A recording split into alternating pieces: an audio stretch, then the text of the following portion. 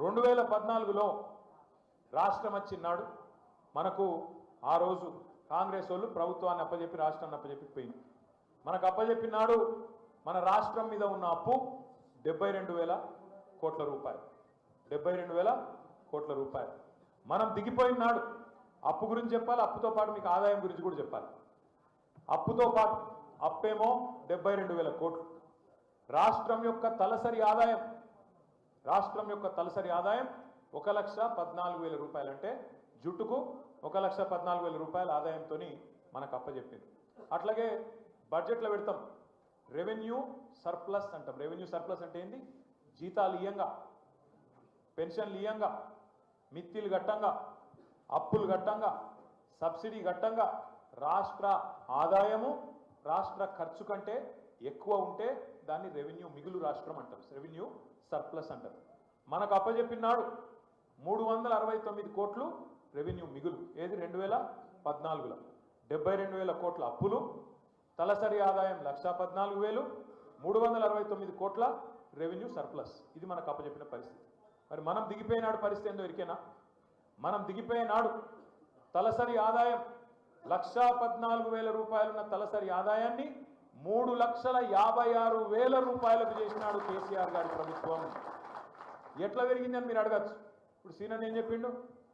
నాకు రాష్ట్రం వచ్చినాడు జూన్ 2014లో నాకు భూమి ఉన్నది 4 ఎకరాలు. దాని విలువ ఎంత ఉండే ఆ రోజు? ఎకరానికి 2 లక్షలు. కేసీఆర్ దిగిపోయినాడు ఎంత ఉంది? 1 కోటి రూపాయలు. ఎన్ని రెట్లు పెరిగింది? 50 రెట్లు పెరిగిందా? సరే, ఆయన గుట్ట పక్కకున్నాడు కాబట్టి 50 రెట్లు పెరిగింది. గుట్ట కొద్దిగా దూరం ఉన్నాడు కూడా 30 రెట్లు 20 రెట్లు అయితే పెరిగింది కదా. లక్షాధికారులు కోటీశ్వర్లు అయినరా కాలేదా? ఏమవుతుంది దాంతో? ఏమవుతుందంటే ఒక గొప్ప మాట చెప్పిండు శ్రీనివాస్ గారు. ఏం మాట్లాడిండు? నా బిడ్డ కోటీశ్వరరాలు అయింది. ఏమవుతుంది అన్నట్టు దాంతో? ఏమవుతుంది అంటే ఒక భూమి విలువ పెరిగితే పిచ్చోళ్ళు చాలామంది ఏమనుకుంటారు అంటే భూమి అంటే రియల్ ఎస్టేట్ అనుకుంటారు. రియల్ ఎస్టేట్ కాదు. భూమితో ఉండేది ఏమిటిది అంటే 4 ఎకరాలు ఉంటే దబ్బన నాకు సడన్గా గుండెపోటు వచ్చి పీకిన అనుకున్నాను. ఎందుకంటే అందరం పుడతాం సస్తాం, డేట్ ఎప్పుడైనా మన చేతులు లేదు, కానీ అందరం పుడతాం పోతాం. నేను పుట్టుకుమని పోయినా అనుకో, నాకేముంటుంది నా మనసులో? నా 4 ఎకరాల పొలం ఉన్నది, దానికి విలువ ఉన్నది, దబ్బన నాకేమన్నా అయినా నా బిడ్డ పెళ్లికి డోకా లేదు, నా కొడుకు ఏమైనా వ్యాపారం పెట్టుకుంటే డోకా లేదు, ఇల్లు కట్టుకుంటానంటే ఇబ్బంది లేదు, 1 ఎకరం పొలం అమ్మితే చాలు మంచిగా బ్రహ్మాండంగా నా కుటుంబం మంచిగా ఉంటుంది అనే ధైర్యం ఒక మనిషికి ఆ ఆస్తి విలువ వల్ల ఉంటుంది. 2 లక్షలు ఉన్నది 1 కోటి రూపాయలు అయితే ఎన్ని రెట్లు పెరుగుతుంది దాని కాన్ఫిడెన్స్? ఎంత విశ్వాసం పెరుగుతుంది మనిషికి? పెరగదా? ఒక గది కేసీఆర్ ఏం చేసిండు అంటే ఒక గా పని చేసిండు. తలసరి ఆదాయం 1,14,000 రూపాయలు ఉన్నది, 1,14,000 రూపాయలు ఉన్నది 3,47,000 3,50,000 చేసిండు. అటెంక రెండోది నేననేది మీరు గుర్తుపెట్టుకోండి, దయచేసి వినండి, దయచేసి గుర్తుపెట్టుకోండి. మనకు రాష్ట్రం కాంగ్రెస్ వాళ్ళు అప్పచెప్పినాడు 369 కోట్లు రెవెన్యూ మిగులు. మనం దిగిపోయినాడు 2023లో అన్ని జీతాలు ఇయ్యంగా, అన్ని రకాల పెన్షన్లు ఇయ్యంగా, అన్ని రకాల మిత్తిలు గట్టంగా, అన్ని రకాల అప్పులు గట్టంగా మనం ఏం చేసినాం?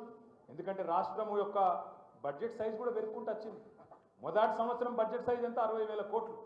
దిగిపోయినాడు బడ్జెట్ సైజ్ ఎంత? 3 లక్షల కోట్లు. 5 రెట్లు పెరిగింది. కాబట్టి ఏం చేసినాం మనం అన్నాడు? ఇగో రెవెన్యూ మిగులు మనం వచ్చినాడు 369 కోట్లుంటే మనం దిగిపోయేనాడు 5,944 కోట్ల రూపాయల మిగులుతోని కాంగ్రెస్ వాళ్ళకి అప్పచెప్పారు. అంటే మనకిచ్చిన దానికి దగ్గర 20 రెట్లు ఎక్కువ రెవెన్యూ మిగులుతోని వాళ్ళకి అప్పచెప్పినాం. బడ్జెట్ 60,000 కోట్లతో అప్పచెప్తే 3 లక్షల కోట్ల బడ్జెట్ అప్పచెప్పినాం. రెవెన్యూ మిగులు 369 కోట్లతో అప్పచెప్తే 5,944 కోట్లతో అప్పచెప్పినాం. అదేవిధంగా తలసరి ఆదాయం 1,14,000తో అప్పచెప్తే 3,50,000తో ఈ సన్నాసులకు అప్పచెప్పినాం. నేను ఇంకొక మాట అడుగుతా మిమ్మల్ని, మనకు మన పిల్లల తరానికి తేడా ఏందో ఎరికేనా? మన తరంలో, మా తండ్రుల తరంలో, మా పెద్దోళ్ళ తరంలో, మా చారంకుల్ తరంలో ఏముండే? ఒక మనిషి జీవితకాలం కోరిక ఏముంటుండే? నేను ఉద్యోగం ఎక్కినా, లేకపోతే నేను ఒక పని ఎక్కినా, దిగిపోయే నాటికి, నేను రిటైర్మెంట్ అయ్యే నాటికో ఇల్లు ఉండాలి, ఇది కోరిక. ఏదో అప్పో సప్పో చేయాలి, కూడబెట్టుకోవాలి, మొత్తానికి నేను రిటైర్ అయ్యేసరికి నేను అద్దీంట్లో ఉండద్దు, కిరాయి ఇంట్లో ఉండద్దు, పోయి నా ఇంట్లో నేను చావాలి, ఇది కోరుకుంటుండు. కానీ ఇవాళ పరిస్థితి ఏంది? ఒక పిల్లగాడో పిల్లనో మీ అమ్మాయో అబ్బాయో ఉద్యోగం రాగానే ఏం చేస్తారు మొదలు? ఫ్లాట్ కొంటున్నారా లేదా? కొంటలేరా? ఒక ఐటీ ఉద్యోగమో లేకపోతే ఇప్పుడు ఇవాళ ఒక ఫార్మాస్యూటికల్ కంపెనీల ఉద్యోగమో ఎందుకు? ఎందుకంటే ఇదివరకు ఇప్పటికి తేడా అయిందంటే ఒకప్పుడేమో ఉద్యోగం దిగిపోయినాడు ఇల్లు కావాలని ఆలోచన చేద్దాం, కానీ ఇవాళ ఏం ఆలోచన చేస్తాను? ఉద్యోగం ఎక్కగానే ఇల్లు కావాలని ఆలోచన చేస్తాను. ఎందుకు? ఎందుకంటే సమాజంలో వచ్చిన మార్పు అది. ఏం మార్పు వచ్చింది? ఇవాళ నువ్వు కేవలం ఉద్యోగం ఎక్కగానే ఇంకా 30 ఏళ్ళు ఈ పిల్లగాడో పిల్లనో పనిచేస్తారు, వీళ్ళు సంపాదించుకునే తెలివి ఉంది, చదువు ఉంది, అవకాశాలు ఉన్నాయి అని బ్యాంకులు కూడా గుర్తించినాయి. కాబట్టే అప్పు ఇస్తానే, అప్పు ఎందుకు ఇస్తానే? అది అప్పు కింద చూస్తలేరు వాళ్ళు, పెట్టుబడి అనుకుంటాను. ఆ పిల్లగాని మీద ఎదుగుతున్నోళ్ళు కాబట్టి, తెలివి ఉన్నోళ్ళు కాబట్టి, బుర్ర ఉన్నోళ్ళు కాబట్టి రేపు మళ్ళా కడతారు కాబట్టి పెట్టుబడి పెడుతున్నా అనుకొని 20 లక్షలో 30 లక్షలో 40 లక్షలో ఎంత అయితే అంత బ్యాంకులు అప్పిస్తామే. ఓ గట్లనే తెలంగాణ రాష్ట్రం కూడా పెరుగుతున్న రాష్ట్రం కాబట్టి, తెలివి ఉన్న నాయకుడు ఉన్నాడు కాబట్టి, సంపద పెంచే తెలివితేటలు ఉన్న నాయకుడు కాబట్టి 2014 నుంచి 2024 వరకు మనకు 72,000 కోట్ల అప్పుతోని మనకప్పచెప్తే మనం ఏం చేసినాం? దానికి ఒక దిక్కు పాత బాకీలు కట్టుకుంటా, ఇంటింటికి నీళ్ళు ఇచ్చుకుంటా, కరెంటు సమస్య పరిష్కారం చేసుకుంటా, 1,00,000 కోట్లు రైతుల ఖాతాల్లో రైతు బంధు రూపంలో, 1,00,000 కోట్లలో మళ్ళీ రుణమాఫీ రూపంలో రకరకాలుగా ఇంకోవైపు ఇరిగేషన్ ప్రాజెక్టులు కట్టుకుంటా, చెరువులను బాగు చేసుకుంటా, ఊర్లను బాగు చేసుకుంటా, జీతాలు పెంచుకుంటా, ఇంతమందిని కడుపులో పెట్టుకొని చూసుకుంటా చేసిన అప్పు మొత్తం ఎంతనే 10 ఏళ్ళల్లో అంటే 4,17,000 కోట్లు. అంటే సంవత్సరానికి 40,000 కోట్ల అప్పు మనం చేసినాం. అప్పు కాదు నిజంగా చెప్పానంటే అది పెట్టుబడి. ఇవాళ అప్పు చేస్తేవి, అప్పు చేసి నల్లగొండ జిల్లాలో దామరచెర్లలో పెద్ద విద్యుత్ కేంద్రం కట్టినాం, 4,000 మెగావాట్ల విద్యుత్ కేంద్రం కట్టినాం. అది అప్పు అంటావా పెట్టుబడి అంటావా?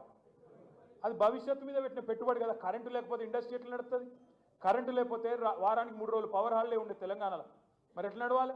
రేపటి రోజున కార్మికునికి రెక్కాడితే కానీ డొక్కాడని కార్మికునికి వారానికి 3 రోజులు ఇంట్లో వండమంటే యాడికెళ్ళి నడుస్తుంది? అందుకే కేసీఆర్ గారు మన భవిష్యత్తు మీద పెట్టుబడి పెట్టిండు.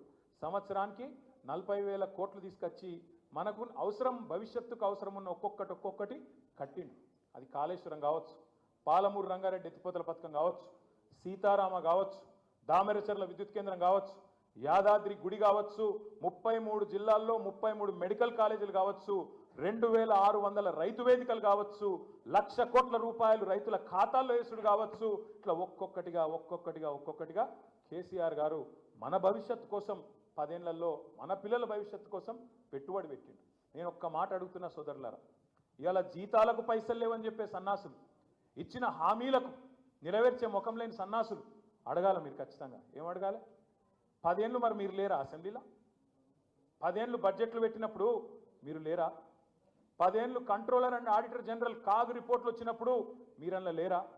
ఇంకొకటి నాకు తెలియక అడుగుతా, లగ్గం పెట్టుకునే ముందు చూస్తారా, లగ్గం అయిపోయినాక చెప్తారా? ఎవడన్నా లగ్గం పెట్టుకునే ముందు చూస్తారు కదా, ఆడ ఏమున్నది పరిస్థితి, అవతల అత్తగారింటికి పిల్లనిస్తున్నాం, కొత్తింటికి వాళ్ళు ఉన్నోళ్ళ లేనోళ్ళ, ఏం సంగతి, ఏమున్నది ఏం లేదు చూసుకుంటామా లేదా? దీన్ని చూసుకొని చేస్తాం. మరి నువ్వు హామీలు ఇచ్చేనాడు, ఈ అభయహస్తం అని మేనిఫెస్టో ఇచ్చేనాడు, ఆ రోజు సోయి లేదా? ఆ రోజు అడిగితే ఏం చెప్పిండు బట్టి విక్రమార్క ఓ టీవీ చర్చలా? మాకు మొత్తం తెలుసండి, 50 ఏళ్ళు దేశాన్ని నడిపిన వాళ్ళం, మాకు తెలియలేదా, మాకు లెక్క తెలియదా, 5 సార్లు మంత్రులైన వాళ్ళం అని కోమటిరెడ్డి వెంకటరెడ్డి చెప్పిండు.